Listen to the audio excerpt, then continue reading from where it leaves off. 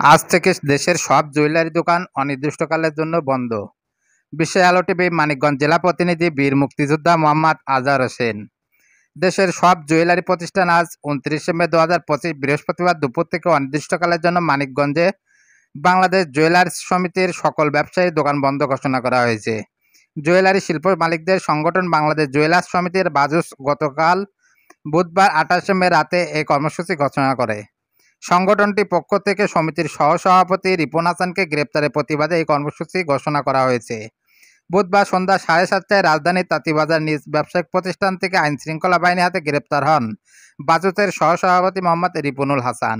Manikganj jewellers সমিতির সাধারণ সম্পাদক মোহাম্মদ মহিদুল ইসলামের সঙ্গে মোবাইল ফোনে যোগাযোগ করলে তিনি বলেন, আমাদের কেন্দ্রীয় নেতা সহসভাপতি মোহাম্মদ রিপনুল হাসানকে মিথ্যা ও হয়রানিমূলক মামলায় গ্রেপ্তারের প্রতিবাদে ও নিঃশর্ত মুক্তির দাবিতে বৃহস্পতিবার থেকে ঢাকাসহ সারা দেশের সব জুয়েলারি প্রতিষ্ঠান অনির্দিষ্টকালের জন্য বন্ধ থাকবে।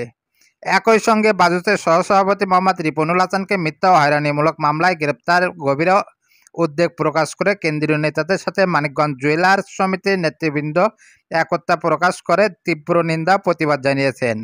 কেন্দ্রীয় নেতাকে গ্রেপ্তারের প্রতিবাদে সারা দেশের ন্যায় মানিকগঞ্জ জুয়েলারি সমিতির সাধারণ সম্পাদক মোহাম্মদ মহিদুল ইসলাম দোকান বন্ধ রেখে কর্মসূচি পালনের আহ্বান জানান।